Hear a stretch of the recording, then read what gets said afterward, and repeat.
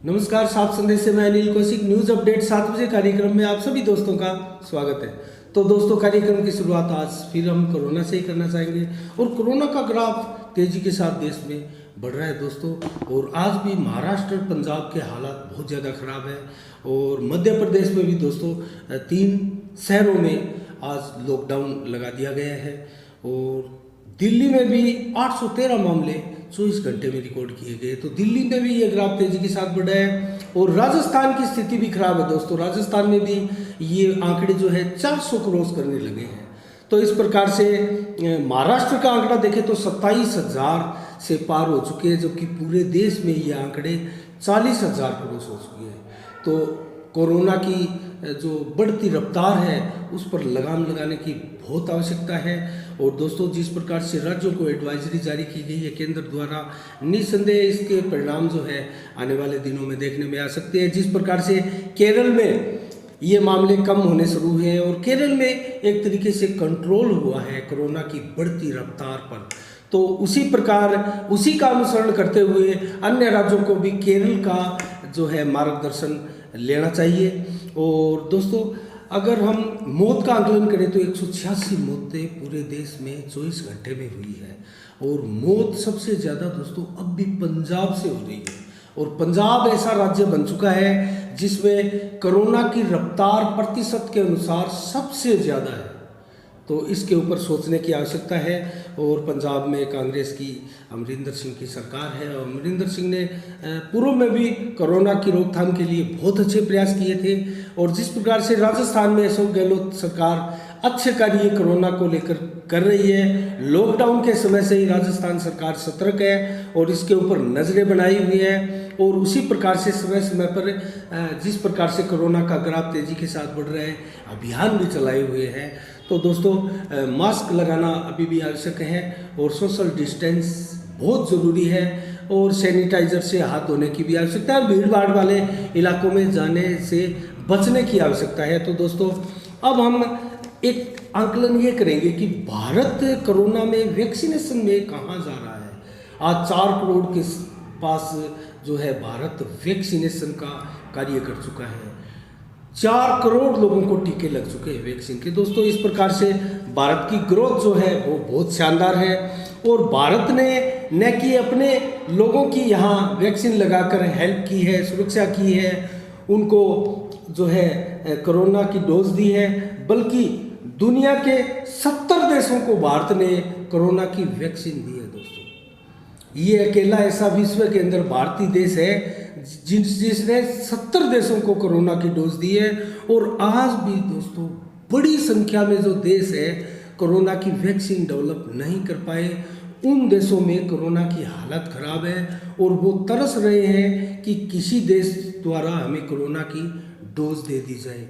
तो ऐसे देशों की संख्या बहुत ज़्यादा है और अमेरिका जैसे धनी देश है दोस्तों, उन्होंने तो अपना कंसेप्ट जो है क्लियर कर रखा है कि प्रथम अमेरिकी नागरिक। तो इसी प्रकार से ये धनाढ़ देश है, उन्होंने अपना एजेंडा एकदम क्लियर किया हुआ है कि प्रथम वो अपने देश में सेटिस होंगे कि किस प्रकार से कितनी वैक्सीन लगाई गई और अपने देश के लोग जो है वो एकदम सुरक्षित है या नहीं है, उसके बाद में दूसरे देशों को वैक्सीन देने की सोचेंगे।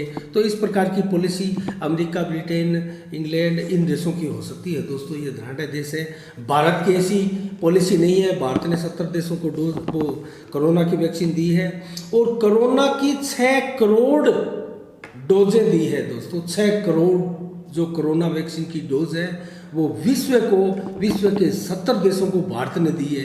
ये भारत की महानता है और नरेंद्र मोदी के नेतृत्व में भारत आज जिस गति से तरक्की कर रहा है दोस्तों, निस्संदेह ये बहुत बड़ी ग्रोथ है भारत के लिए। अब अगर हम चर्चा करें दोस्तों, तो किस प्रकार कौन से देशों को और किस हिसाब से ये डोजें दी गई है, तो मैं बताऊंगा आपको कि 80,75,000 हमारे पड़ोसियों को दी गई है कोरोना की जो वैक्सीन है, 80,75,000। अब दोस्तों, एक एक करके आकलन करते हैं। बांग्लादेश को 90 लाख दी गई है, 90 लाख डोज जो है बांग्लादेश को दी गई है। और मोरक्को को 70 लाख दी गई है और ब्राज़ील को 40 लाख दी गई है और नाइजीरिया को 39 लाख डोज दी गई है। म्यांमार को 37 लाख कोरोना की डोज दी गई है और सऊदी अरब को 30 लाख कोरोना की डोज दी गई है दोस्तों, और नेपाल को 23 लाख कोरोना की डोज दी गई है। वहीं श्रीलंका को 13 लाख कोरोना की डोज दी गई है। दक्षिण अफ्रीका भी इसमें शामिल है दोस्तों, उनको भी 10 लाख कोरोना की डोज दी गई है। और जो 80 लाख का हम जिक्र कर रहे थे, 80 लाख 75 हज़ार हमारे पड़ोसी मुल्कों को मुफ्त ये कोरोना की वैक्सीन जो है मैत्री धर्म निभाते हुए दी गई है दोस्तों। मुफ्त कोरोना की डोज जो है 80 लाख 75 हज़ार मुफ्त दी गई है इनमें से, और 1 करोड़ 65 लाख डोज जो है वो संयुक्त राष्ट्र संघ को उसके कॉन्वैक्स मैकेनिज्म के तहत भेजी गई है दोस्तों। ये एक इनका वो होता है समझौता।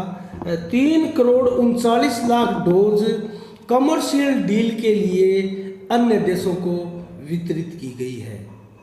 3 करोड़ 39 लाख ये कॉमर्शियल पर्पज के लिए जो है कोरोना वैक्सीन दी गई है, एज ए बिजनेस इन देशों को दी गई है। तो दोस्तों इस प्रकार से जो क्वाड देश है जिसमें अमेरिका है, जापान है और ऑस्ट्रेलिया है, भारत भी उसमें एक देश है, ये 4 देश है। पीछे इनकी मीटिंग भी हुई थी दोस्तों, बहुत बड़ी इनका सम्मेलन हुआ था उनका, और उस सम्मेलन के अंदर जिस प्रकार से भारत की वैक्सीन की इन देशों ने तारीफ की थी दोस्तों, एक तारीफ ये भी की थी इन्होंने कि भारत जिस प्रकार से विश्व के अनेक देशों को कोरोना की वैक्सीन की डोज दे रहा है वो तारीफ के काबिल है, और भारत इसके लिए डिजर्व करता है कि भारत को इसके लिए जो है सराहना की जाए, भारत की, नरेंद्र मोदी की सराहना की जाए। तो इसके अलावा दोस्तों अब कोरोना के ऊपर हम इतना ही बोलेंगे क्योंकि राजस्थान में कोरोना की जो रफ्तार है वो इतनी ज़्यादा तेज़ भी नहीं बढ़ रही है और 400 के लगभग मामले आने लगे हैं। तो दोस्तों अब हम चर्चा करेंगे T20 मैच, जो अंतिम मैच था भारत और इंग्लैंड का, उसके अंदर भारत ने अंतिम मैच जीतकर श्रृंखला में 3-2 से बढ़त बना ली है, मतलब 3-2 से श्रृंखला जीत ली है दोस्तों। 2-2 की बराबरी पर यह श्रृंखला थी, दोनों ही टीमें 2-2 मैच जीत चुकी थी, लेकिन अंतिम मैच जो अहमदाबाद के, गुजरात के नरेंद्र मोदी स्टेडियम में हुआ था, उस मैच को भारत ने जो है जीत लिया और 8 विकेट पर 188 रन पर ऑल आउट कर दिया था इंग्लैंड की टीम को। 224 रन का पहले खेलते हुए भारत ने टारगेट दिया था इंग्लैंड की टीम को 4 विकेट खोकर, और इंग्लैंड की पूरी टीम 8 विकेट पर 188 रन पर ही ऑल आउट हो गई थी दोस्तों। इस प्रकार से भारत ने जो है ये मैच जीत लिया, 3-2 से श्रृंखला जीत ली। तो इस प्रकार से दोस्तों अगर न्यूज़ अपडेट कार्यक्रम में हम चर्चा करें क्षेत्र की, तो क्षेत्र में चोरियों का ग्राफ भादरा क्षेत्र में तेजी के साथ बढ़ा है। और कल एक चोरी की ऐसी घटना हुई थी दोस्तों, गुड़ मंडी बाज़ार में मोहनलाल सिंधी नामक दुकानदार है ये और किराएदार थे ये, इनकी दुकान में पीछे से दीवार फांदकर चोरी की घटना हुई है दोस्तों। और जिस प्रकार से कस्बे के व्यापारियों ने एकजुटता दिखाते हुए थाने का घेराव किया था और पुलिस भी वहां आई थी, और पुलिस ने भी आश्वासन दिया है कि इसकी बरामदगी कराएंगे, इसकी जांच होगी। तो दोस्तों कुल मिला के चोरी की ये जो घटना हुई है, ये क्या वाकई चोरी की घटना थी, इसके ऊपर हम आज बात करेंगे और खुलकर बात करेंगे दोस्तों, क्योंकि ये 3 दुकान थी और ये 3 दुकान किसी मालिक की थी और ये तीनों दुकानों में किराएदार लोग रह रहे थे। तो इन दुकानों का दोस्तों 3-4 दिन पहले ही बेचान हुआ है, इनको बेचा गया है, इनको बिक्री किया गया है, इनका सौदा हुआ है। और ये जो दुकानें खरीदने वाली पार्टी है वो एक ग्रुप है दोस्तों, 5-7 व्यापारियों का ग्रुप है। तो उस ग्रुप ने ये दुकानें ली है दोस्तों, इस ज़मीन को, इस प्रॉपर्टी को लिया है, खरीदा है। तो बताया जा रहा है कि किसी प्रकार का विवाद था और जिस दुकान में चोरी की घटना हुई है उस दुकान के मालिक को, और बताया जा रहा है कि जिन लोगों ने ये दुकान खरीदी है वो बार बार धमकियां दे रहे थे दुकान खाली करने के लिए। बेशक ये दुकानदार जो है जिसकी दुकान में चोरी हुई है, मोहनलाल सिंधी, दोस्तों ये दुकान किराए की है। ये बाकायदा अपने मालिकों को किराया दे रहा था और उस मालिक ने जो दुकानें हैं वो आगे किसी को बेच दी है। और अब जिन्होंने खरीदी है, बताया जा रहा है, मोहनलाल ने खुद हमें बताया कि मुझे धमकियां दी जा रही है, मेरी दुकान पर आए थे दुकान खाली करने के लिए बोला।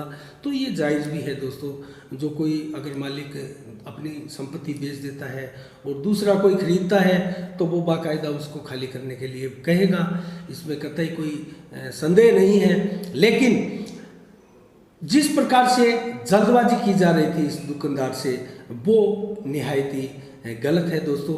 इसके लिए समय भी देना पड़ता है, दुकान खाली करने के लिए दूसरी दुकान भी देखनी पड़ती है, क्योंकि उस दुकान के ऊपर उस दुकानदार की पूरी रोजी रोटी डिपेंड करती है दोस्तों। उसके घर का, उसके परिवार का पूरा पालन पोषण डिपेंड करता है।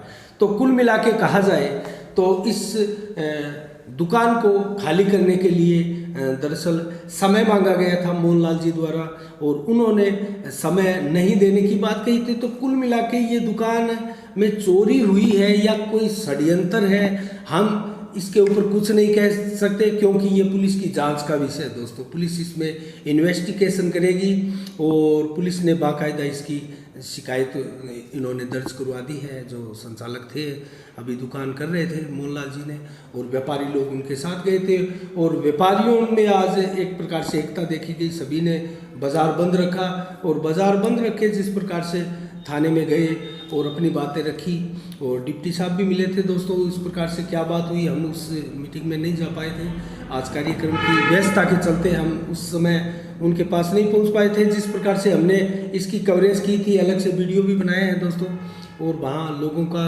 बयान भी लिया था। तो कुल मिला के ये जो प्रकरण है वो प्रकरण दरअसल क्या है, चोरी का प्रकरण है या फिर दुकान खाली कराने के लिए एक तरीका है या फिर क्या है, इसकी तो पुलिस इन्वेस्टिगेशन करेगी, उसके बाद में ही इसके ऊपर निकल कर आएगा। लेकिन चोरियों की घटना भादरा क्षेत्र में निसंदेह लगातार बढ़ती जा रही है और लगातार पीछे लूट की भी वारदात हुई थी। हमने एक अलग से वीडियो भी डाला था दोस्तों।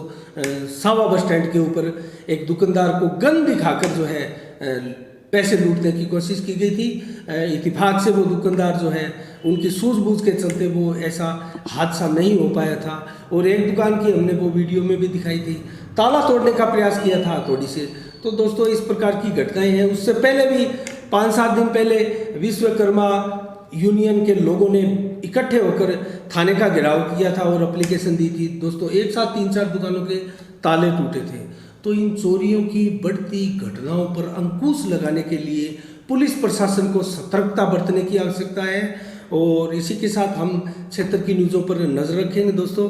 तो आज की 7 बजे की न्यूज़ में हम इतना ही कहेंगे और कल ठीक 7 बजे आपके सामने फिर हम हाजिर होंगे नए समाचार लेकर और किसी नई खबर के साथ। तब तक के लिए मुझे दीजिएगा इजाज़त। मैं अनिल कौशिक, नमस्कार, जय भारत, जय जय राजस्थान।